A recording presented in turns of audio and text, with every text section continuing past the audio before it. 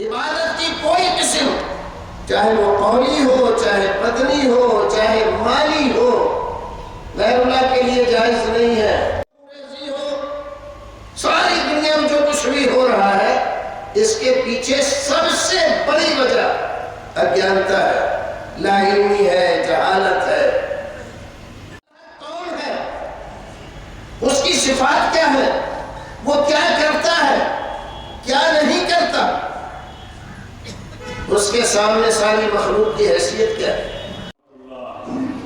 مولانا عبدالمجید سلفی المدنی کیونکہ آغاز اندر حلقہ ساتھ تعارف کر رہے بہرحال ان زن مصرک حالات کا اس میریس اندر گئی یہ متعلق یہ کیسا لوگوں ظاہرت مونت کوشش کر سلفیت بدنام کرنے بلکہ پوسٹر تائیں چھوٹے پروینس اندر سری نگر اندر اس کا آواز اندر مولانا عبدالمجید سلفیت کا تعالی احسان کے دون تین کستر اندر جواب جتمت تین حالات وغیرہ پر انشاءاللہ کوشش کرو سو عوام الناس اس قائمات نالت کرتے یہ عظیم شان اجلاس یہ زن نصف سری نگرس کرکیو تقریباً امی باوجود یہ سردی انشاءاللہ تعالیٰ سن فضل بے تہم کتاب و سنت سے دلچسپی دفاعی جمعیت حدیث جموں کشمیر امی خاطر پوشا یہ مولانا اس تقریر سے پکاؤ زبردست محسوس کرن کہ سانے یہ نظم سانی یہ تحریک عظیم دائی مفکر اسلام مولانا محمد عبداللہ تاریخ صاحب شرائس ونکن حاضر کیا جیل اندر حالانکہ یہ انتہائی قابل افسوس تو قابل مذمت جمہوری نظام اندر یہ الیکشن لڑنک حق تب بیس پنہ رائے ہند اظہار کرنک حق کہ بہ لڑ یا مے نسا یہ پسند لہذا یم ات موقع پہ سیاسی قیادت یہ بند تھوین یہ انتہائی قابل مذمت یم دلی ہندین اشارن پہ یا یہ انتظامیہ سیاسی قیادت کس قیادت بندس اندر تھوان یہ ات جمہوری سیکولر آئینس تو نظامس کے خلاف کیا مولانا طارق صاحب بیت واریاہ یار دوست حاضر بہرحال اللہ تعالیٰ تھین تمن بخیر و عافیت تو وہیں یہ صاحب سے دعوت سے دیون یم مولانا رضا اللہ عبدالکریم صاحب المدنی پیس ٹی مشہور معروف تو مسلسل مقرر یہ کام بحث و مباحث پیس ٹی وی پہ الحمدللہ یم کتاب و سنت سے روشنی اندر تتن پن دلائل پیش کرن تو باقی یم تدبیر کہیں ہیکن تم جواب ورت کتاب و سنت مقابل بہرحال اخ زترے وری زور وری برو دیوبند پہ کتاب یہ ناو 12 مسائل اور 20 لاکھ کا انعام 12 مسائل اور 20 لاکھ کا انعام سوس مسلک حدیث تحریک حدیث تحریک سلفیت خلاف ہم اس کتاب چھپاول یہ صاحب یہ جواب دیت 20 لاکھ اور 12 مسائل سائی مارکیٹ اندر کتاب میں صرف تحریک میں گھر موجود یہ دیتا جواب تقریباً 75 صفحے پر سے کتاب یہ وہ تک ساتھ درداشکن جواب دیت ان بغیر کسی وانیان کتابیں مصنف مترجم بیچو زی سلامت پر یہود آسن تقریباً روزانہ پروگرام خاص کر تحقیق مسائل سوال و جواب کے صورت کے اندر ان بغیر چیم سرسی بنسگیر اندر ان نیبر کی کتاب و سنت دعوت دیون تو ونکن چیم خالی باولی چی دل اندر یا حضیر ہنگا بے گلی اندر یکن سید نذیر حسین محدث دہلوی سن مسجد میاں صاحب تک ونن ات مدرسس اندر شان بڑبار درسگاہ تمیز نگرانی تشیم کرن سید نذیر حسین محدث دہلوی یم 77 ورین ہندوستان اندر بخاری شریف درس دیتمت اور پنن تو وپر تانچ مانن زی بر صغیر اندر یس کتاب سنت تشہیر سپد خاص کر علم حدیث تشہیر سپد تک اندر سچی ہوئی سرخیر عالم دین سید نذیر حسین محدث دہلوی سا مسجد چاہت کی موجود مسجد میاں صاحب تک ونن تک مسجد اندر چاہت بڑبار مدرس یم تمیز نگرانی چکرن اور اب میں اپنے برادر محترم مولانا رضا اللہ عبدالکریم صاحب المدنی کو دعوت دیتا ہوں ان کا پیس ٹی پر ایک مسلسل مضمون چل رہا تھا اتباع سنت یا حجیت حدیث اسی انداز سے اسی موضوع پر یہ گفتگو کرنے کے لیے تشریف لائے اہلا و سہلا مولانا رضا اللہ عبدالکریم صاحب المدنی السلام علیکم ان الحمد للہ نحمده ونستعينه ونستغفره ونعوذ بالله من شرور أنفسنا ومن سيئات أعمالنا من يهده الله فلا مضل له ومن يضلل فلا هادي له وأشهد أن لا إله إلا الله وأشهد أن محمدا عبده ورسوله أما بعد فأعوذ بالله السميع العليم من الشيطان الرجيم بسم الله الرحمن الرحيم اتبعوا ما أنزل إليكم من ربكم ولا تتبعوا من دونه أولياء قليلا ما تذكرون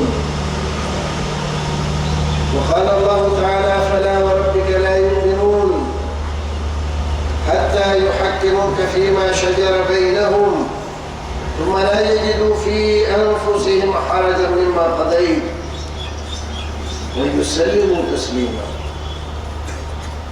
وقال النبي صلى الله عليه وسلم كل أمتي يدخلون الجنة إلا من أبى قيل ومن يأبى يا رسول الله قال من أطاعني دخل الجنة ومن عصاني فقد أبى اللهم صل وسلم على حبيبك ورسولك محمد جناب صدر معزز علماء کرام حاضرین مجلس اور میرے دینی و ملی بھائیوں، ابھی آپ نے ایک نہایت ہی مربوط اور بڑی نفیس تقریر سماعت فرمائی اہل حدیث کے تعلق سے۔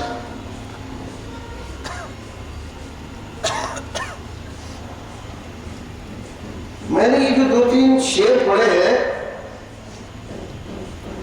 یہی میرا پیغام ہے، اور سمجھنے والے سمجھتے ہیں، اور یہی خلاصہ ہے مسلک اہل حدیث کا۔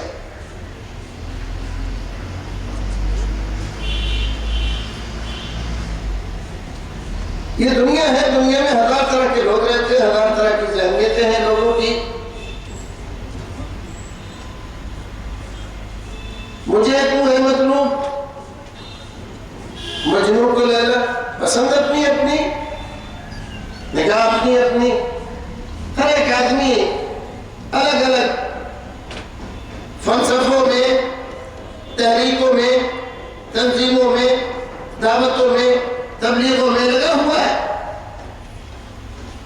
لیکن بھائیوں، جس دن سے چھڑا ہے ذکر نبی، سب ذکر جہاں کے چھوڑ دیے۔ میں یہی خلاصہ ہے، اور میں یہی کہنا چاہتا ہوں۔ اس دنیا میں آپ دیکھتے ہیں گلی گلی، کوچے کوچے، نگر نگر شرک کی گرم بازاری ہے، بدعتیں ہیں، قدم قدم آپ کو مل جاتی ہیں، روز نئی نئی نکل آتی ہیں۔ لیکن کبھی آپ نے یہ سوچا دنیا میں شرک کیوں ہے؟ بدعتیں کیوں پنپ رہی ہیں؟ یہاں بہت سارے علماء کرام بیٹھے ہوئے ہیں، ان حضرات سے آپ پوچھیں گے، ہو سکتا ہے ان حضرات کا جواب مجھ سے مختلف ہو، لیکن میں تو ایک ہی بات جانتا ہوں، دنیا میں تمام بیماریوں کی جڑ اگیانتا، مطلب لا علمی، جہالت، نفرت ہو، عداوت ہو، دشمنی ہو، قتل ہو، خونریزی ہو، ساری دنیا میں جو کچھ بھی ہو رہا ہے، اس کے پیچھے سب سے بڑی وجہ اگیانتا ہے، لا علمی ہے، جہالت ہے، نفرتیں ہیں، عداوتیں ہیں، بدگمانیاں ہیں، اختراعات ہیں۔ شرک توحید کی ضد ہے، اور بدعت سنت کی ضد ہے۔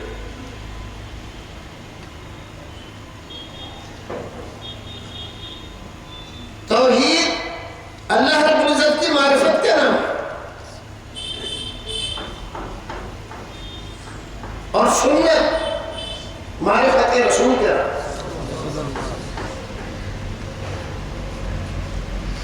جو آدمی اللہ رب العزت کو، اس کی ذات کو، اس کے اسماء حسنہ و صفات علیہ کے ساتھ اس کے حقوق کو جان لیتا ہے، ناممکن ہے کہ پھر وہ آدمی شرک کرے.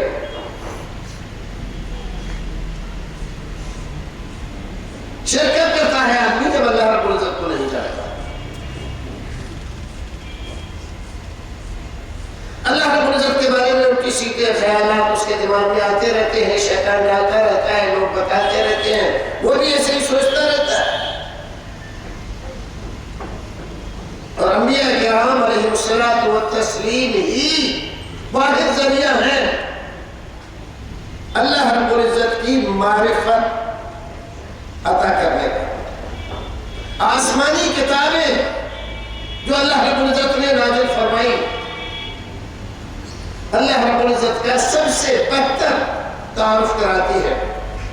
اللہ لا الہ الا هو الحی القیوم لا تأخذه سنة ولا نوم له ما في السماوات وما في الأرض من ذا الذي يشفع عنده إلا بإذنه يعلم ما بين أيديهم وما خلفهم ولا يحيطون بشيء من علمه وسع كرسيه السماوات والأرض ولا يؤوده حفظهما وهو العلي العظيم. یاد ہے سارے لوگ آیت الکرسی کو بڑی عظمت سے، بڑی محبت سے وظیفے کے طور پر کاروبار میں نفع ہو جائے، بچے بیماری سے دور ہو جائے، گھر میں خیر و برکت حاصل ہو جائے، بیماریاں دور ہو جائے، ان تمام کے لیے تو پڑھتے ہیں. کاش کسی دن اس لیے بھی پڑھ لیں کہ ہم اپنے رب کو پہچان لیں. آیت الکرسی کی جو فضیلتیں ہیں کس لیے؟ اسی لیے کہ یہ آیت کریمہ اللہ رب العزت کو پہچانواتی ہے، بتلاتی ہے کہ اللہ کیا ہے، اللہ کون ہے، اس کی صفات کیا ہے، وہ کیا کرتا ہے، کیا نہیں کرتا، اس کے سامنے ساری مخلوق کی حیثیت کیا ہے. اگر ایک بار آپ آیت الکرسی کو اس حیثیت سے پڑھ لیں کہ اس کے معنی اور مطالب کو مجھے سمجھنا ہے، اللہ لا الہ الا ہو، تو عبادت کی جتنی بھی قسمیں نظر و نیاز کی شکل میں ہو یا چڑھانے کی شکل میں ہو، آپ اسی دن چھوڑ دیں گے، کوئی ضرورت نہیں. لا الہ الا ہو، عبادت کی کوئی قسم، چاہے وہ قولی ہو، چاہے بدنی ہو، چاہے مالی ہو، غیر اللہ کے لیے جائز نہیں ہے. اور جائز نہیں ہے تو پھر کرنا درست نہیں ہے. اور غیر اللہ کون ہے؟ ہمارے بہت سارے بھائی عجیب طرح کی غلط فہمی میں غیر اللہ سے مراد مٹی کے بنے ہوئے بت، پتھر کے بنے ہوئے بت، لکڑی کے بنے ہوئے بت، یہ ہے غیر اللہ. یہ غلط فہمی ہے، یہ روڑا ہے معرفت باری تعالیٰ کے راستے کا. یہ غلط فہمیاں اللہ رب العزت کو نہیں جاننے دیتی، نہیں پہچاننے دیتی کہ ہم اللہ رب العزت کو پہچانے. اس پوری کائنات میں دو ہی وجود ہیں، تیسرا کوئی وجود نہیں. یا تو اللہ کا وجود ہے یا غیر اللہ کا وجود ہے. جو اللہ ہے وہ غیر اللہ نہیں ہے، اور جو غیر اللہ ہے وہ اللہ نہیں ہے. جو صفات اللہ رب العزت کے ہیں وہ غیر اللہ میں نہیں پائے جاتے، اور جو غیر اللہ کی صفات ہے اللہ رب العزت کا ان سے کوئی تعلق نہیں ہے. اللہ اپنی ذات میں، اپنی صفات میں بے نیاز، وحدہ لا شریک لہ،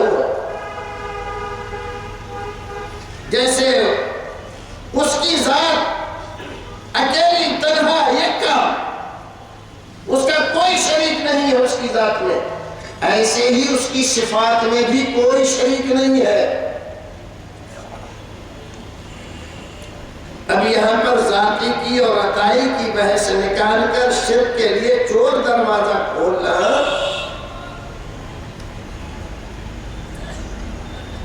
شیطان کے فلسفے کو قبول کرنا ہے۔ قرآن شریف گواہ ہے۔ امام التوحید ابراہیم خلیل اللہ علیہ السلام سے جب نمرود نے پوچھا رب العالمین کیا ہے، کس کو تم رب مانتے ہو؟ کہا یحیی و یمیت۔ قال انا احیی و امیت۔ کیا رب وہ ہے جو مارتا ہے اور جلاتا ہے، پیدا کرتا ہے، زندگی دیتا ہے؟ کہنے لگا انا احیی و امیت، میں بھی مارتا جلاتا۔ دو قیدی بلائے، ایک کو کہا کہ دیکھو اس کی جان بخش دی میں نے، چھوڑ دیا، زندگی دے دی، اور چاہوں تو مار دوں بھی، اور دوسرے کا سر قلم کروا دیا۔ یہ سب عطائی اور ذاتی کی بحثوں کا نتیجہ تھا۔ یہ فلسفہ وہیں سے آیا۔ وہ بھی یہ سوچتا تھا کہ یہ قدرت مجھے عطائی ملی ہے، جس کو چاہوں زندگی دے دوں، جس کو چاہوں مار دوں۔ اور جب تک یہ خناس اس کے دماغ میں رہا وہ اللہ رب العزت کو نہیں پہچان پایا۔ اللہ رب العزت اپنی ذات میں اکیلا ہے، اپنی صفات میں اکیلا ہے، اپنے اسماء الحسنی میں اکیلا، اس جیسا کسی کا کوئی نام نہیں۔ اور اگر ناموں میں اشتراک پایا بھی جاتا ہے تو محض شکلی ہے۔ زبان اس حقیقت کو بیان کرنے میں لاچار ہے، اس وجہ سے صرف لفظ شکلاً ایک جیسے ہیں، ورنہ معنی ایک نہیں ہے۔ ہم بھی سنتے ہیں، اور اللہ رب العزت بھی سمیع بصیر، لیس کمثلہ شیء وہو السمیع البصیر، وہ بھی سنتا اور دیکھتا ہے۔ لیکن ظاہر ہے کہ ہمارا سننا اور ہمارا دیکھنا، اور اس کا سننا اور اس کا دیکھنا، اس میں زمین آسمان کا نہیں، ہزاروں زمینوں اور آسمانوں کا فرق ہے۔ ہماری نظر کے سامنے یہ ذرا سا کاغذ کا ٹکڑا ہے، بہت معمولی سا لگا دیا جائے تو ہمیں کچھ دکھائی نہیں دیتا، اور ہم سمیع بنے پھر رہے ہیں، بصیر بنے پھر رہے ہیں کہ ہمیں بھی دکھائی دیتا ہے۔ اور وہ کالے پہاڑ پر کالی رات میں کالی چیونٹی چلتی ہے تو وہ اس کو دیکھتا ہے، کہاں سے آ رہی ہے یہ جانتا ہے، کہاں جائے گی یہ بھی جانتا ہے، اس کے پیروں سے جو حرکت ہو رہی ہے جو ہمیں نہیں سنائی دیتی چاہے ہمارے پاس ہو، لیکن وہ سن رہا ہے، وہ ہے سمیع و بصیر۔ تو یہ تو بات تھی شرک کی جو ضمناً اس کا تذکرہ آ گیا۔ بات مجھے کرنا تھی اتباع رسول کی۔ تو جس طرح سے اللہ رب العزت کو نہ جاننے کی وجہ سے دنیا میں شرک پھیلا ہوا ہے، ایسے ہی رسول اللہ کو نہ جاننے کی وجہ سے دنیا میں بدعتیں پھیل رہی ہیں۔ اگر رسول اللہ صلی اللہ علیہ وسلم کو حقیقت میں ہم جان جائیں، سمجھ جائیں، آپ کی عظمتیں، آپ کی فضیلتیں ہمارے اوپر واشگاف ہو جائیں، تو یقین جان لیجئے ناممکن ہے کہ دنیا میں کوئی آدمی بدعت کو گوارا کرے۔ بدعت کا مطلب کیا ہے؟ بہت سے طریقے سے آپ نے اس کو سمجھا ہوگا، میں ایک اور طریقے سے سمجھاتا ہوں۔ بدعت ایک سکہ ہے کھوٹا، نقلی، سرکاری سکے کے مقابلے میں ایک نقلی نوٹ، نقلی سکہ کوئی آدمی اپنے یہاں مشین میں یا ٹیکسائل میں ڈال لیتا ہے، اور ایک سکہ ہے سرکاری، ایک نوٹ ہے سرکاری، سرکاری نوٹ ہے چاہے کتنا ہی پوشیدہ ہو جائے، اگر 1000 روپے کا ہے تو 1000 روپے ہی میں چلے گا. چلتا ہے بھائیوں کہ نہیں چلتا؟ اور چھوٹا سکہ ابھی ابھی چھاپ کر لایا ہوں اور میں آپ کو 5 روپے میں دینا چاہتا ہوں 1000 روپے کا نوٹ، اور آپ کو یہ پتہ چل جائے کہ یہ کھوٹا ہے، آپ 5 روپے میں لوگے؟ نہیں لوگے. لیکن اگر معلوم نہ ہو آپ کو کہ یہ کھوٹا ہے تو 1000 میں لے لوگے خوشی سے کہ نیا ہے، اور لپیٹ کے جیب میں رکھ لوگے. بات آ رہی ہے سمجھ میں کہ نہیں؟ تو بدعتیں کیوں چل رہی ہیں؟ معلوم نہیں ہے لوگوں کو، معلوم نہیں ہے. اگر معلوم ہو جائے، حقیقت پتہ چل جائے کہ یہ ہمارے سرکار محمد رسول اللہ صلی اللہ علیہ وسلم کی سرکار کے سکے کے مقابلے میں نقلی سکہ ڈھالا ہوا ہے، شکل و صورت ویسی ہی نظر آ رہی ہے، لکھاوٹ بھی ویسی ہی ہے، رنگ روپ بھی ویسا ہی بنایا ہے، سائز بھی وہی رکھا ہے ظالم نے، لیکن ہے یہ نقلی. تو ہم 1000 روپے کے نوٹ کو 5 روپے میں لینے کے لیے تیار نہیں ہوتے. کیوں؟ جانتے ہیں نا کہ نقلی ہے، ہمارے سرکار کا نہیں ہے. ہم جانتے ہیں یہ ہمارے سرکار کا نہیں ہے، اس لیے نہیں لیتے. اور جب نہیں جانتے تو 1000 روپے میں لے لیتے ہیں، اس کو بڑے عزت سے جیب میں رکھ لیتے ہیں. یہی ہوتا ہے کہ نہیں ہوتا ہے؟ بس یہی سمجھ لو بدعتوں کا معاملہ سارا ایسا ہی. اگر رسول اکرم صلی اللہ علیہ وسلم کو آپ جان جائیں کہ کیا حیثیت ہے، جس آدمی نے 14ویں رات کا چاند دیکھا ہو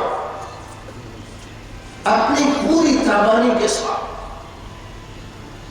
اب اس کے سامنے کوئی بہت خوبصورت موم بتی جلا کر لائے اور اس موم بتی کی فضیلتیں بیان کرنے لگے، تو جس نے 14ویں رات کا چاند دیکھا ہے وہ اس موم بتی کی کوئی حیثیت سمجھے گا؟ نہیں سمجھے گا. اور جس نے 14ویں رات کا چاند ہی نہیں دیکھا ہے بھائیو، وہ تو اس موم بتی کے آگے پیچھے قصیدے خوانی کرتا پھرے گا. بات آ رہی ہے سمجھ میں نہیں آ رہی؟ یہی معاملہ میرے رسول کا ہے. جو میرے رسول کو جانتے ہیں، آپ کی حقیقی عظمت کو پہچانتے ہیں، وہ شخصیتوں سے متاثر ہو کر ان کے گن نہیں گاتے، ان کے پیچھے اندھے بہرے بن کر نہیں چلنا شروع کر دیتے. کیوں؟ اس لیے کہ انہوں نے تو وہ 14ویں رات کا چاند دیکھا ہے جس جیسا کوئی دوسرا چاند نہیں. آپ یہاں کشمیر میں رہتے ہو، اگر امریکہ چلے جاؤ تو چاند بدل جائے گا کیا؟ اور پاکستان چلے جاؤ چاند بدلے گا؟ اور سعودیہ چلے جاؤ چاند بدلے گا؟ نہیں بدلے گا. چاند ایک ہی ہے. ایسے ہی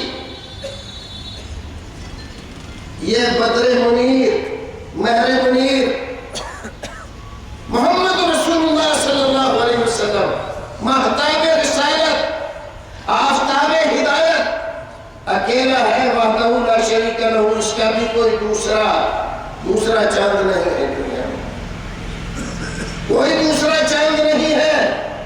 اللہ رب العزت نے اپنے نبی کا بھی کوئی مثیل نہیں بنایا.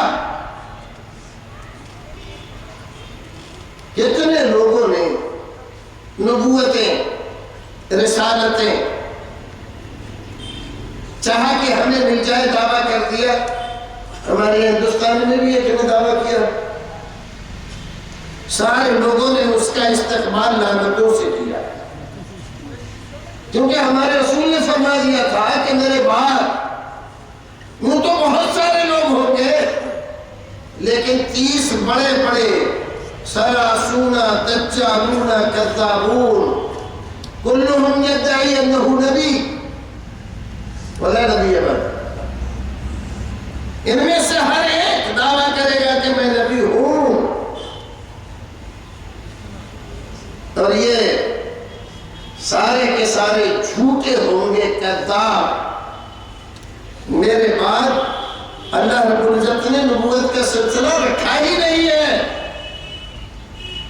لہذا کوئی نبی نہیں آ سکتا، جو آئے گا وہ جھوٹ آئے گا۔ لیکن آپ دیکھتے ہو نا کتنے لوگوں نے اسی کو مان لیا نبی،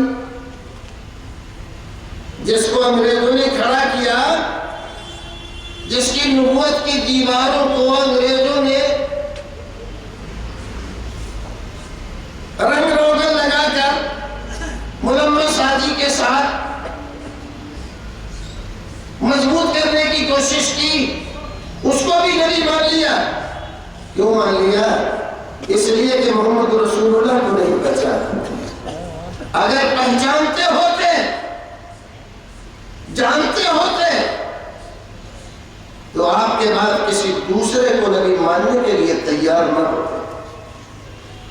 تو سارا فساد شرک کا ہو یا بدعت کا، اس کی بنیاد ہے لا علمی، جہالت، اگیانتا۔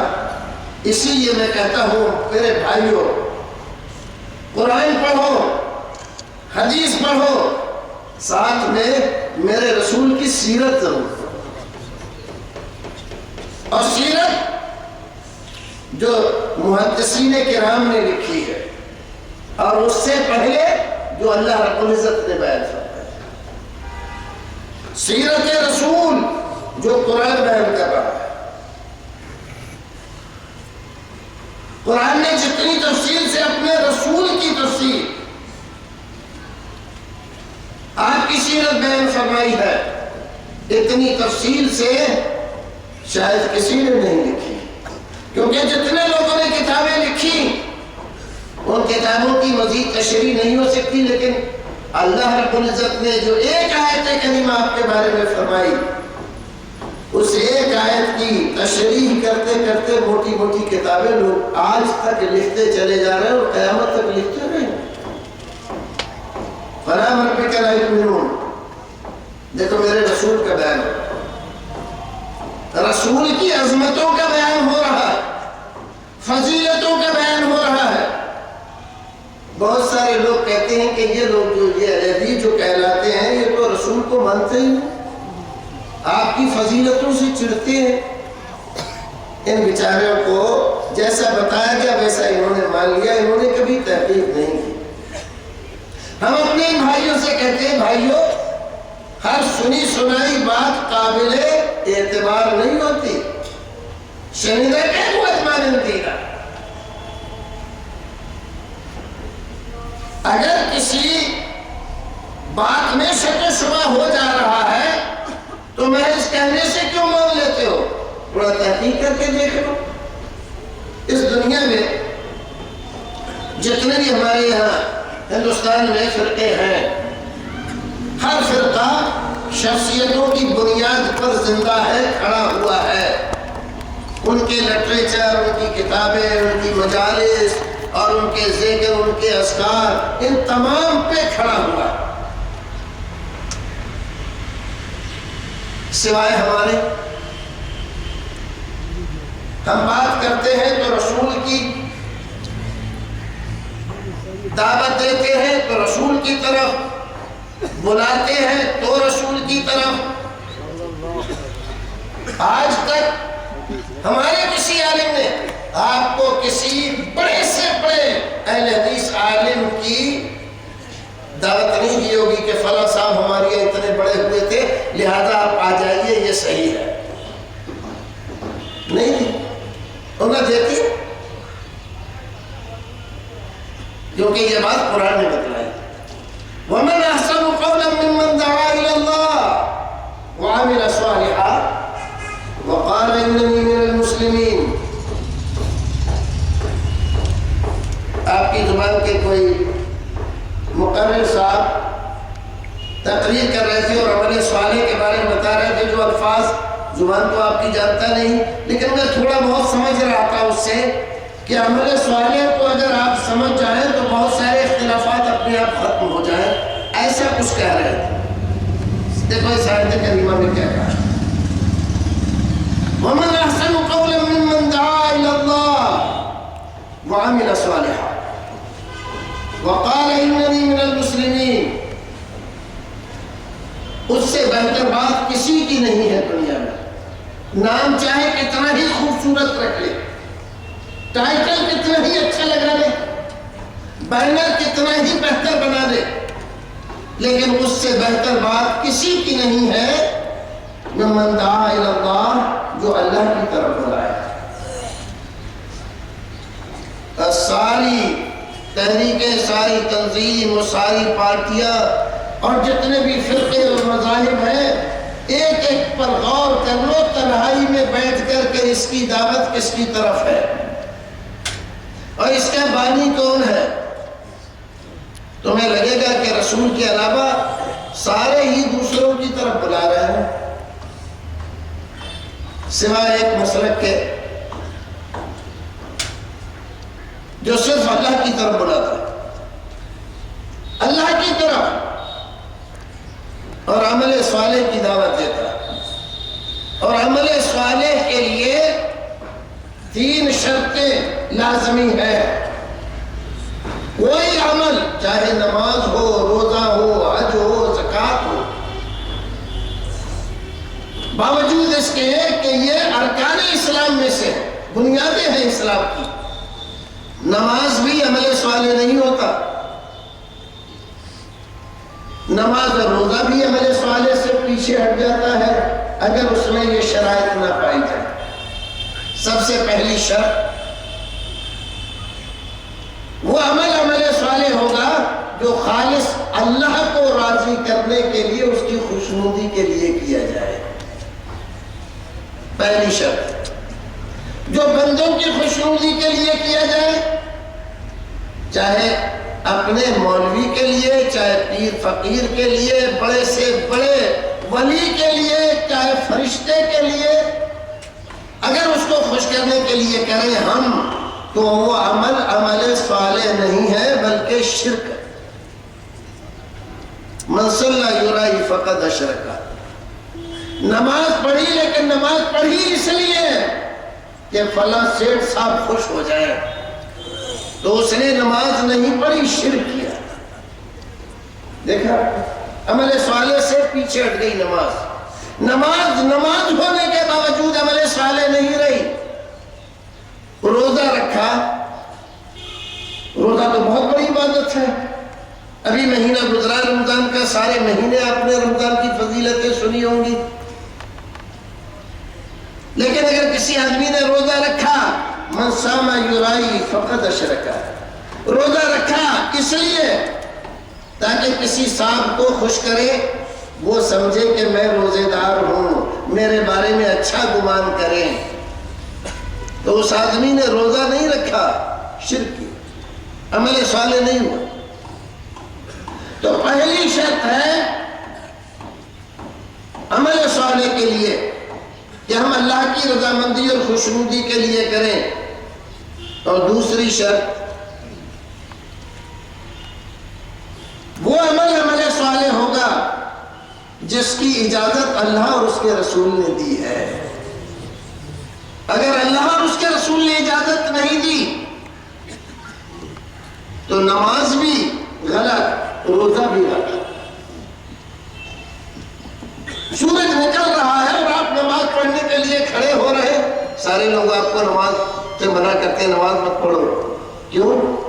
اچھا کام کر رہا ہو، اچھا کام کر رہے ہو، لیکن اس وقت یہ کام کرنے کی اجازت اللہ رسول نے نہیں دی ہے، ٹھیک ہے کہ نہیں؟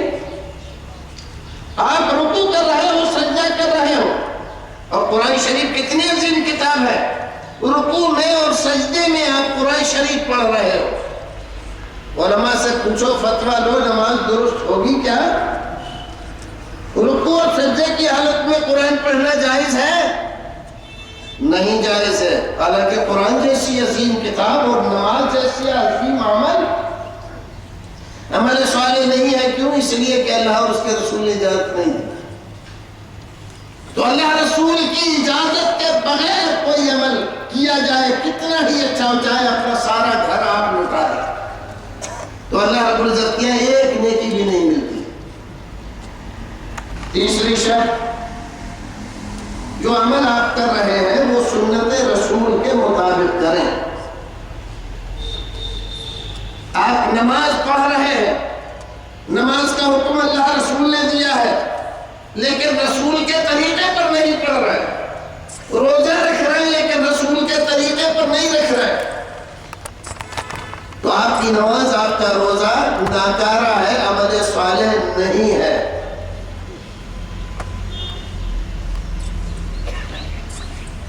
اسی کو حضرت عائشہ رضی اللہ تعالیٰ عنہ فرماتی ہے کہ رسول نے فرمایا من عمل عملا لیس علیہ امرنا فهو رد.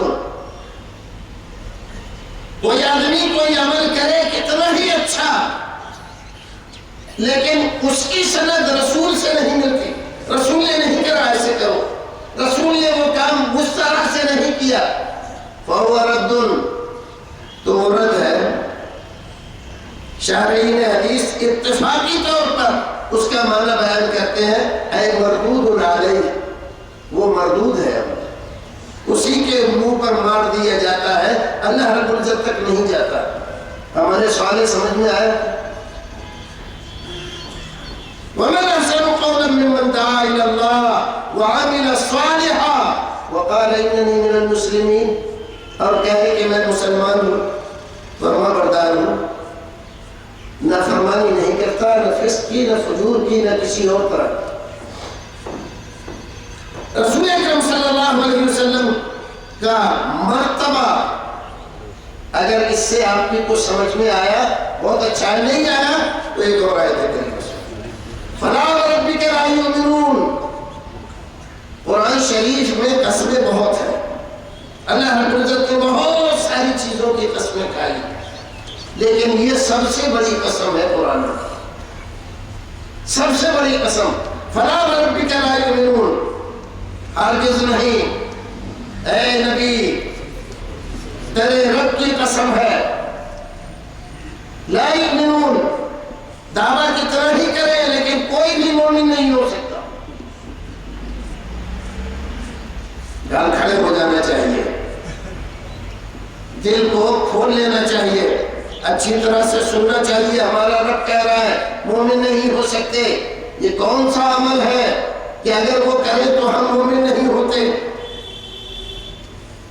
حَتَّى يُحَكِّمُوكَ فِي مَا شَجَرَ بَيْنَهُمْ، جتنے معاملات میں آپس میں اختلاف ہے، نماز کے اختلاف ہو، روزے کے ہو، حج کے ہو، زکوٰۃ کے ہو، معاملات کے ہو، زندگی گزارنے کے کسی بھی مسئلے سے متعلق ہو، اگر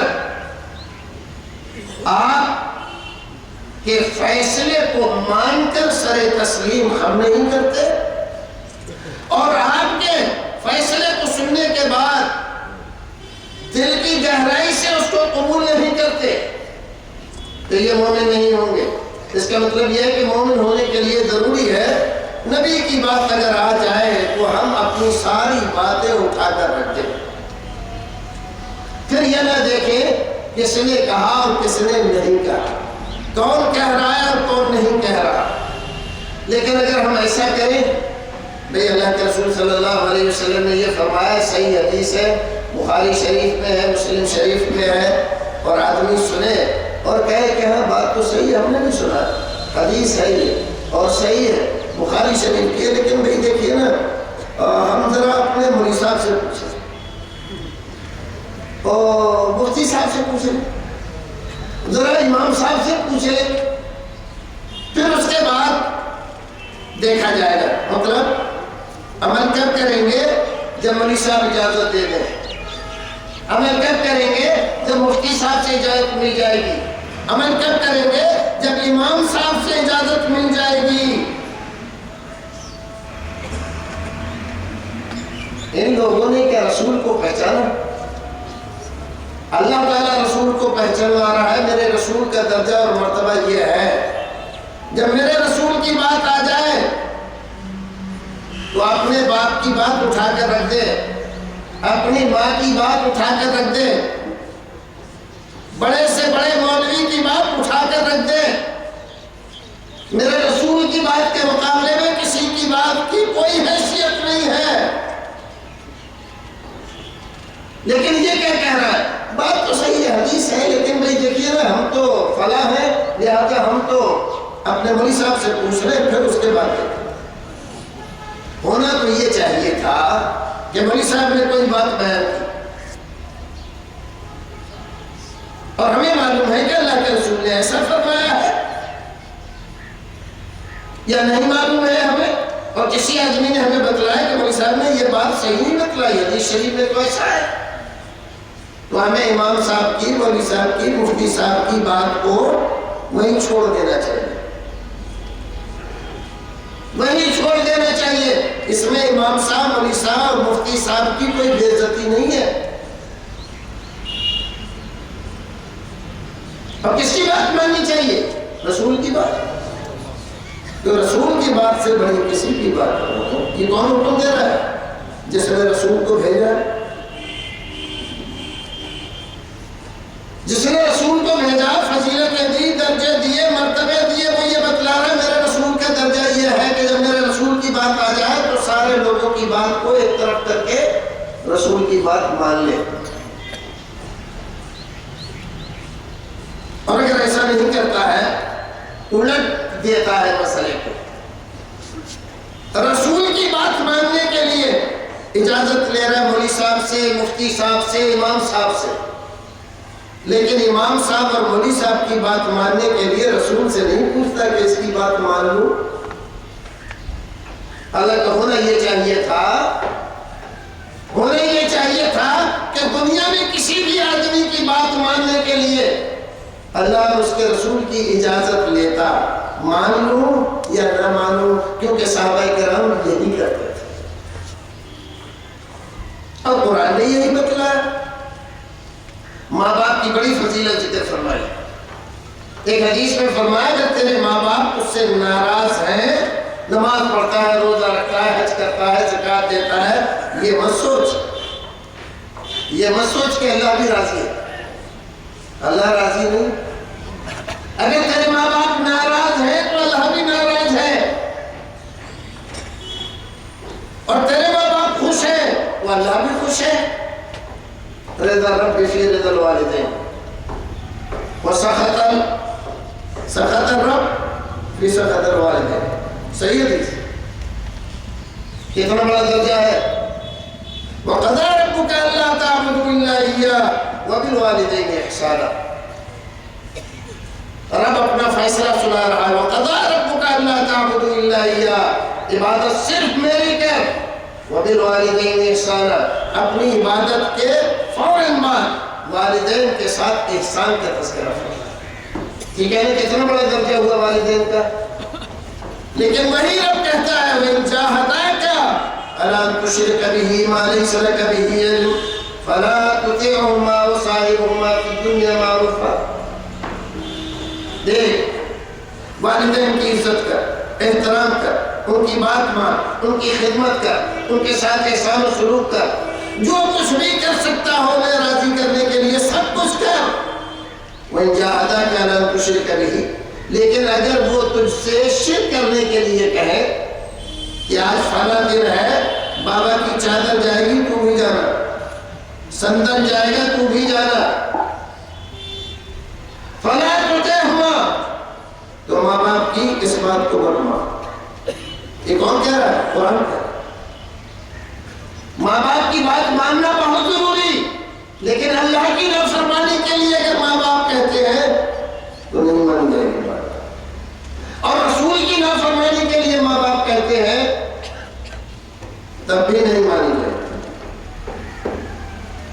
ماں لیس لک بہ علم، تو نہیں جانتا کہ اس نافرمانی کا انجام کیا ہوگا، نادان ہے، جاہل ہے، ماں باپ نے کچھ کہہ دیا نہیں دیا، ٹھیک ہے وہ تو بات آپ کی صحیح ہے، دیکھیے، لیکن بھائی دیکھیے ہمارے یہاں تو ایسا ہوتا چلا آیا ہے، ہمارے کتنے بھائی ہیں، اور وہ بات آپ کی صحیح ہے، بھائی ہم تو آپ کو بہت اچھا مانتے ہیں، وہ آپ کی تحریک بھی بڑی اچھی ہے، آپ کی جماعت بھی بڑی اچھی ہے، لیکن بھائی دیکھیے نا ہم تو فلاں ہیں، ہمارے یہاں تو ہمیشہ سے ایسا ہوتا چلا آیا۔ یہ آپ کون ہو؟ آپ کون ہو جس کے یہاں ہمیشہ سے ہوتا چلا ہے تو آپ وہی کرو؟ حضرت ابراہیم کے یہ ہمیشہ سے کچھ ہوتا چلا آیا تھا، حضرت ابراہیم نے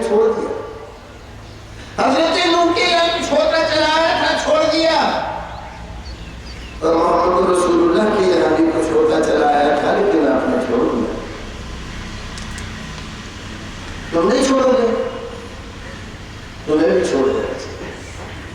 اگر رسول کا راستہ اختیار کرتے ہو تو ماں باپ، آبا و اجداد، رسم و رواج، خاندانی روایات، ان تمام کو تمہیں چھوڑنا ہے، تیاگ دینا ہے ہمیشہ کے لیے. اور مجھے ایک بات یاد آ گئی، حضرت مولانا صلی اللہ علیہ وسلم مصری رحمۃ اللہ علیہ، نام تو سنا ہوگا شاید آپ نے. اصلاً وہ کشمیری تھے، اصلاً کشمیری تھے. یہیں سے ان کے آبا و اجداد امرتسر چلے گئے تھے، پشمینے کا کام کرتے تھے. بعد میں اللہ رب العزت نے چاہا، علم حاصل کرنے کے بعد اللہ رب العزت نے ان کو آفتاب و ماہتاب بنا دیا. ایک بار یہاں کشمیر میں ایک بڑی کانفرنس ہوئی ان کی برادری کی، اور اس میں ان کو دعوت دی گئی. تو پہلی سال آئے، انہوں نے دیکھا کہ بہت ساری رسم و رواج برادری کے نام پر سب ہو رہی ہے. دو چار جو ذمہ دار تھے ان کو بتلایا، سمجھایا یہ نہیں ہونا چاہیے، غلط باتیں ہیں. سنی انسنی کر دی برادری کے سامنے. کون سنتا ہے برادری کی؟ برادری کی بات سب سے آگے ہے. اگلی سال پھر دعوت دی مولانا کو، مولانا کانفرنس ہو رہی ہے برادری کی، آپ تشریف لائیں. تو مولانا نے جواب لکھا دعا سلام کے بعد کہ کافی زمانہ ہوا میں مسلمان ہو چکا ہوں. بات سمجھ میں آئی؟ کچھ نہیں ہے، صرف اتنا سا لفظ، اور کچھ نہیں لکھا. یہ نہیں لکھا تم یہ کر رہے ہو، تم وہ کر رہے ہو. صرف اتنی سی بات لکھی کہ بہت زمانہ ہوا میں مسلمان ہو چکا ہوں، والسلام سلام اللہ. یہ ہے شرع. جب رسول کی بات آ گئی، مل گئی ہمیں، پھر ہمیں برادری کی باتوں سے پوچھ لینا دینا، ماں باپ کی باتوں سے ہمیں کچھ لینا دینا نہیں ہے. ہم نے کلمہ رسول کا پڑھا ہے، اسلام میں ہم داخل ہوئے رسول کا کلمہ پڑھ کر، برادری کا نہیں. اور قبر میں جب پوچھا جائے گا ہم سے تو برادری کے بارے میں نہیں، رسول کے بارے میں. اور قیامت میں جب ہمیں شفاعت کی ضرورت پڑے گی تو برادری ہماری شفاعت نہیں کرے گی، رسول ہی شفاعت کرے گا. تو بھیا یہ برادری کہاں کام آئے گی؟ دنیاوی معاملات میں، دنیاوی معاملات تو چند دن کے ہیں، دنیا چند دن کی ہے، وہ ہمیشہ کی زندگی کو ہم کیوں اپنی برباد کر دیں؟ تو برادری کے معاملات، گھر کے معاملات، ماں باپ کے معاملات، اپنی رسم و رواج کے معاملات، ان تمام کو اچھی طرح سے سوچ لو. کرنا کیا چاہیے؟ رسول کو اگر تم نے پہچانا یا نہیں پہچانا، آج جا کے ذرا بیٹھ کے تنہائی میں چارپائی پر غور کرنا، کس حد تک میں نے رسول کو جانا ہے اور پہچانا. صحابہ کرام رضوان اللہ تعالیٰ علیہ مجمعین، ظاہر ہے کہ سارے کے سارے جب تک رسول اکرم نے دین نہیں پھیلایا اپنے باپ دادا کے دین و مذہب پر تھے. اور وہ لوگ سفر کرتے تھے، اس زمانے میں کھانے پینے کی ایسی سہولتیں تھی نہیں، ستو رہتا تھا ان کے پاس. تو جب اپنے معبودوں کی یاد آتی تو ستو سے مجسمہ بنا لیا کرتے تھے اور اسی کی عبادت کرتے تھے، ڈنڈوت کرتے تھے. اور جب بھوک لگتی اور کچھ نہیں رہتا تو اسی کو توڑ کے کھا بھی لیا کرتے تھے. کشمیری میں اسے سدباب سب کہتے ہیں. ہاں. تو اب یہ لوگ کیا تھے؟ باپ دادا سے بت پرست تھے اور اسی کو دین سمجھتے تھے، اور اس کے باوجود دعویٰ کرتے تھے نحن علی ملت ابراہیم، ہم حضرت ابراہیم کے دین پر ہیں. سراسر شرک کر رہے ہیں. ساری زندگی حضرت ابراہیم نے شرک کے خلاف تبلیغ کی، ساری زندگی. حکومت نہیں قائم کی حضرت ابراہیم نے زندگی بھر میں کبھی. بات آئی سمجھنے کے نہیں؟ کچھ غلط فہمیاں عجیب طرح کے لوگوں کے دماغ میں آ گئی ہیں۔ حضرت ابراہیم علیہ السلام نے بڑی لمبی عمر پائی لیکن حکومت نہیں قائم کی، ساری زندگی شرک سے لوہا لیا، اور اسی نبی کے نام پر، اسی کے دین پر، اسی کی ملت پر ہونے کا فخر کرنے والے خانہ کعبہ میں 360 لے کر بیٹھ گئے۔ کیسی عجیب ٹریجڈی ہے۔ نبی کے نام پر، نبی کے نام پر اگر بدعتیں ہونے لگے تو پھر بتائیے دین کہاں رہے گا؟ اور وہ تو اللہ کا شکر کرو، پروردگار نے ایک جماعت کو کھڑا کیا اور ان کے دل میں اپنے نبی کی محبت بھر دی اور اپنے نبی کی سنتوں کی محبت بھر دی۔ گالیاں کھاتے ہیں، الزام تراشیاں سنتے ہیں، بائیکاٹ کیا جاتا ہے، گھروں سے نکالا جاتا ہے، پیٹا جاتا ہے، ماں باپ ان کو اپنی وراثت سے محروم کر دیتے ہیں۔ نام سنا ہوگا، ہمارے بزرگ پرانے جتنے ہیں سب جانتے ہوں گے، حضرت مولانا حمید اللہ صاحب سراواں والے، جن کا پہلے خطبات توحید پڑھا جاتا تھا ساری مسجدوں میں۔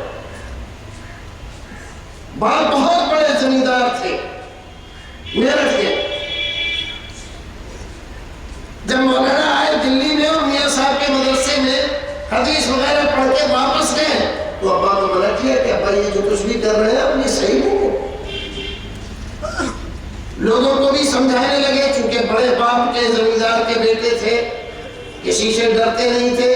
لوگوں نے شکایت کی کہ یہ تو باپ دادا کے طریقے کے خلاف اب تک جو ہوتا آیا ہے اس کے خلاف بولتا ہے، آپ ان کو سمجھائیے، روکیے۔ تو باپ نے اپنی وراثت سے محروم کر دیا اور چپکے سے چلے آئے۔ اور آج بھی میرٹھ میں ایک مسجد ہے خندق کے نام سے، وہاں پر ایک مدرسہ قائم کیا اور اسی مسجد میں ساری زندگی گزار دی، نوابیت چھوڑ دی، زمینداری چھوڑ دی۔ ایسے واقعات اس وقت ہوئے، آج نہیں ہو رہے، ایسا نہیں ہے۔ آج ابھی کل تھانہ بھون نام سنا ہے، وہاں کا ایک لڑکا 4-5 سال سعودی رہا، واپس آیا، ماں باپ کو کچھ سمجھانے کی کوشش کی، باپ نے کہا سن، جیسے ہم ہیں، جو کرتے ہیں، جیسے پڑھتے ہیں، ویسے اگر تجھے کرنا ہے تو گھر میں رہے، ورنہ گھر سے نکل جا، واپس ادھر کو موڑنا مت۔ معروم کر دیا ساری چیزوں سے۔ جب تیرے دل میں آ جائے، تیری سمجھ میں آ جائے تو واپس آ جانا، سب کچھ دے دیں گے، ورنہ تو ہمیشہ کے لیے ہمارا نہیں، ہم تیرے لیے مر گئے تو ہمارے لیے مر گیا۔ جرم کیا ہے اس کا؟ نماز پڑھتا ہے، روزہ رکھتا ہے، اللہ کو مانتا ہے، رسول کو مانتا ہے، صرف اتنا سا جرم ہے کہ باپ پیروں کو جانتا ہے اور اس نے رسول اللہ کو جان لیا ہے، اور کوئی جرم نہیں۔ رسول کو سمجھ گیا ہے کہ رسول کی بات کے مقابلے میں کسی کی بات نہیں چلے گی، صرف اتنا سا جرم ہے اس کا۔ تو میں یہ کہہ رہا تھا کہ یہ تو اللہ کا فضل و کرم اور احسان ہے ہمارے اوپر کہ اللہ رب العزت نے ہمیں توحید اور سنت کی محبت عطا کر دی ہے، اور اس کے مقابلے میں دنیا کے 1000 ظلم و زیادتیاں جو کچھ بھی ہوتی ہے ہم سب برداشت کر جاتے ہیں۔ کیوں؟ اس لیے کہ اپنے نبی سے محبت کرتے ہیں، اپنے نبی کی سنت سے محبت کرتے ہیں۔ ہمارے بہت سارے بھائی ہیں محبت میں بدعتیں کرتے ہیں، اور کچھ لوگ یہ کہہ رہے ہیں کہ نہیں کوئی بات نہیں، محبت ہی میں کر رہا ہے۔ محبت میں ماں باپ کو گالی دے گا کوئی مانو گے؟ محبت میں باپ کی مخالفت کرے کہ باپ کی محبت میں ایسا کر رہا ہے، کہو گے یہ فرما بردار ہے۔ اور رسول کی محبت میں اگر رسول کی سنتوں کا گلا گھوٹے، ان کو ذبح کرے، تو یہ رسول کا ماننے والا ہے؟ ارے سارا دین تو رسول کی سنتوں پر کھڑا ہوا ہے۔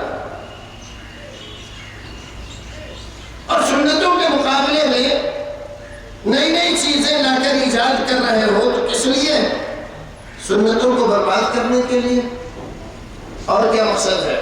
میرے سرکار کا سکہ نہ چلے، میرا چلے، میرے پیر کا چلے، اس کے علاوہ اور کیا مقصد ہے؟ اللہ کے فضل و کرم میں ہزاروں بدعتیں اہل حدیثوں کی کوششوں اور محنتوں کی وجہ سے ختم ہو گئی، دفن ہو گئی۔ پرانی کتابوں میں ان کے نام بے شک ملتے ہیں، لیکن ان پر عمل کرنے والا، ان کو جاننے والا آج نہیں ملتا۔ ذرا تذکیر الاخوان تقویۃ الایمان پڑھ کے دیکھو کتابیں، ان میں جن بدعتوں کا ذکر ان کے مصنفین نے کیا ہے، وہ بدعتیں آج ہمارے سماج میں نہیں پائی جاتی۔ نئے اردو پڑھنے والے پوچھتے ہیں کہ اس کا مطلب کیا ہے، یہ سیتلا مسانی یہ کیا ہے، یہ بی بی کی صحنت کیا چیز ہے؟ جبکہ اس زمانے میں جب یہ کتابیں لکھی گئیں ان کا بڑا زور شور تھا، جیسے آج کل ہمارے زمانے میں کئی ساری بدعتوں کا زور شور۔ کس نے ختم کیا؟ سنتوں کی تحریک نے، احیاء سنت کی تحریک نے۔ جتنے لوگ رسول کو جانتے گئے، پہچانتے گئے، اتنے لوگوں نے بدعتوں کو چھوڑ دیا، ہم نہیں کرتے۔ اور یہی اصل محبت، من احب سنتی فقد احبنی ومن احبنی کان معی فی الجنہ۔ جس آدمی نے مجھ سے محبت کی، تو ساری دعوے دار ہیں کہ ہم اللہ کے رسول سے محبت کرتے ہیں، لیکن رسول اکرم یہاں ایک دوسری بات بتا رہا ہے، من احب سنتی، جس نے میری سنت سے محبت کی اس نے مجھ سے محبت کی۔ الٹ گیا مطلب، اگر سنت سے محبت ہے تب رسول سے محبت ہے۔ ہمارے یہاں ذرا سی بات پر لوگوں میں تفریق ہو جاتی ہے، جھگڑے ہو جاتے ہیں، فتوے لگا دیتے ہیں، مسجدوں سے نکال دیتے ہیں۔ ایک آدمی نے آمین جا کر کہہ دی کسی مسجد میں، لوگوں کو غصہ آ گیا، اس کو مارا پیٹا اور کہا کہ آئندہ اگر آئے تو ہاتھ پیر توڑ دیں۔ کیوں بھائی؟ نماز خراب کرتا، کیا ایسا خراب کر دیا اس نے؟ ارے آمین کہتا ہے، آمین بھائی کیوں کہتا ہے تو آمین؟ رسول کی سنت ہے، یہ کس لیے کہہ رہا ہے؟ رسول کی سنت سمجھ کر۔ اگر تم نہیں کہتے ہو، اللہ تعالیٰ تمہیں توفیق عطا فرمائے کہنے کی، علم عطا کرے تمہیں کہ تم سمجھ سکو کہ یہ کتنی بڑی سنت ہے۔ نہیں سمجھ رہے کوئی بات نہیں، لیکن کم سے کم گوارا تو کر لو۔ وہ آدمی نفرت میں نہیں، محبت میں آمین کر رہا ہے۔ کہیں میں آمین کر رہا ہے؟ محبت میں، محبت رسول کے ڈھنڈورا تو پیٹ رہے ہو، اور اسی رسول کی محبت میں کسی نے آمین کہتی تو اس پر ظلم و زیادتی کر، یہ کون سی محبت ہے؟ ذات سے محبت اور بات سے اتنی نفرت۔ بھیا اس ذات اور بات کی تفریق کرو گے تو معاملہ بہت دور تک جائے گا۔ ابو طالب کتنا بڑا نام ہے، ہم لوگ بھی حضرت ابو طالب کہتے ہیں۔ حضرت علی رضی اللہ تعالیٰ عنہ کے والد گرامی، رسول اکرم صلی اللہ علیہ وسلم کے چچا، زندگی بھر آپ کا ساتھ دیا کہ نہیں؟ اپنے بیٹوں سے زیادہ رسول اکرم صلی اللہ علیہ وسلم کی خدمت کی۔ بچپن میں آپ کو کاندھے پر بٹھا کر لیے پھرتے، اپنے بچوں کی اتنی فکر نہیں کی جتنی آپ کی۔ اور جب تک آپ رہے مکے والوں کے، وہ آپ کی شان میں گستاخی کرنے کی ہمت نہیں۔ جتنے بھی واقعات ہیں نا مکی زندگی میں رسول اکرم کے ساتھ زیادتیوں کے، کہ آپ نماز پڑھ رہے ہیں اور اونٹ کی اوجڑی لا کر ڈال دی، راستے سے گزر رہے ہیں تو غلاظت ڈال دی، یہ سارے واقعات کب ہوئے؟ ابو طالب کی وفات کو۔ کتنا پیار ہے، پیار ہے کہ نہیں؟ مکے والے 2-3 بار وفد لے کر ان کی خدمت میں گئے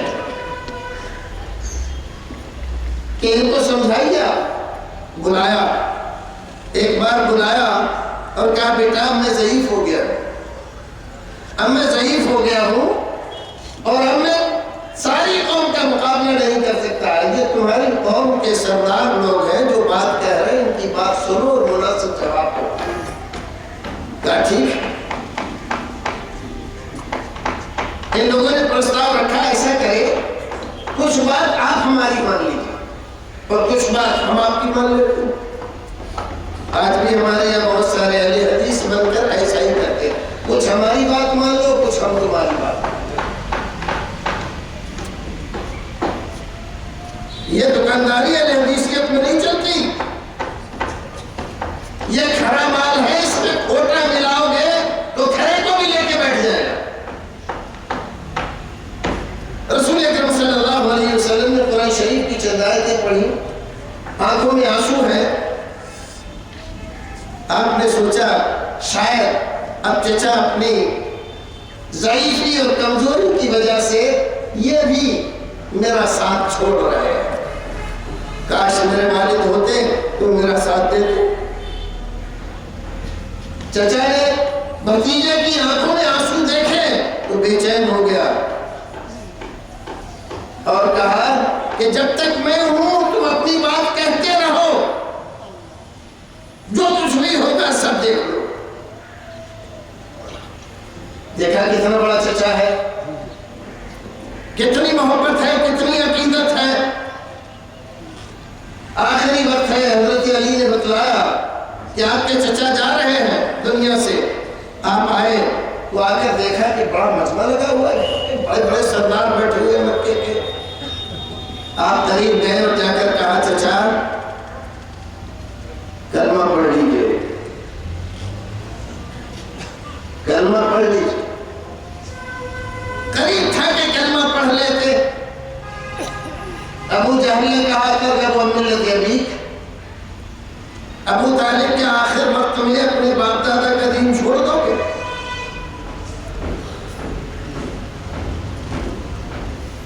پھر رک گئے۔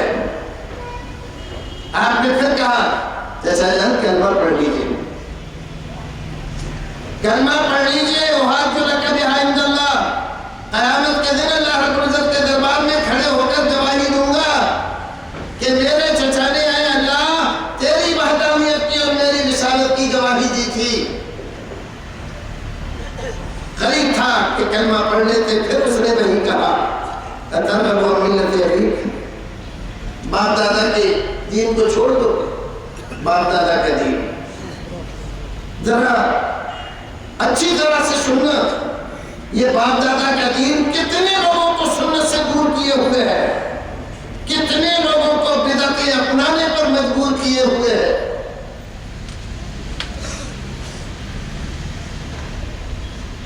آخر رسول اکرم صلی اللہ علیہ وسلم نے تیسری بار بھی کہا کہ میرے کان ہی میں پڑھ دیجیے۔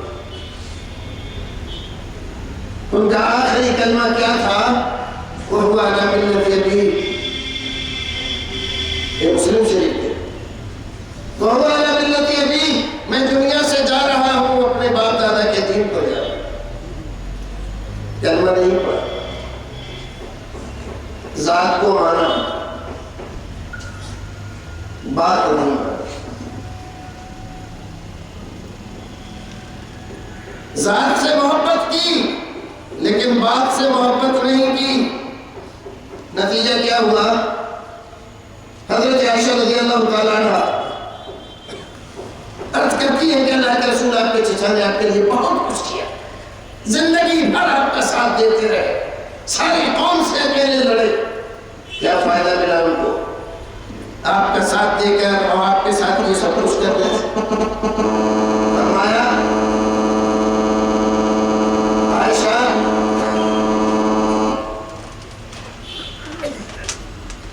اگر میرے چچا نے وہ بات کہہ دی ہوتی جو میں کہلوا رہا تھا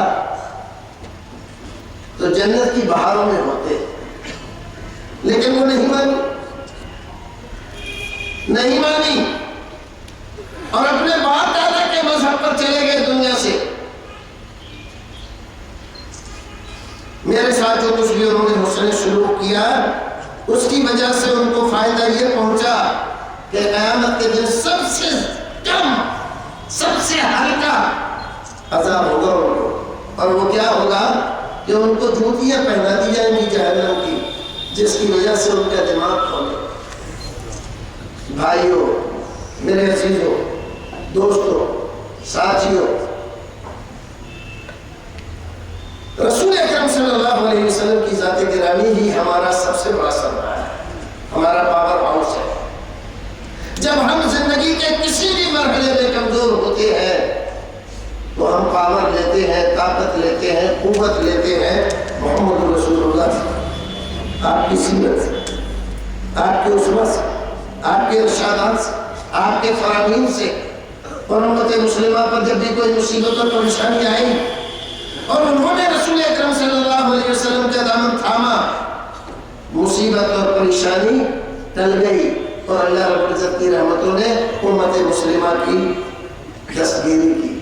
آج بھی ضرورت ہے، ہم بہت کمزور ہو گئے، بہت مسائل ہیں ہمارے ساتھ، ضرورت ہے پھر سے محمد رسول اللہ صلی اللہ علیہ وسلم سے سچی محبت کریں، اور آپ کی سنتوں پر، ایک ایک سنت پر عمل کرنے کے لیے اپنے آپ کو تیار کریں ہم۔ یہی راستہ ہے کامیابی کا، اور یہی راستہ ہے آخرت میں کامیابی کا، جنت میں جانے کا۔ پروردگار ہمیں اور آپ کو نیک عمل کرنے کی توفیق عطا فرمائے۔ جب تک دنیا میں رکھے ایمان و سلامتی کے ساتھ رکھے، اور جب دنیا سے لے جائے ایمان و سلامتی کے ساتھ لے جائے۔ وآخر دعوانا الحمدللہ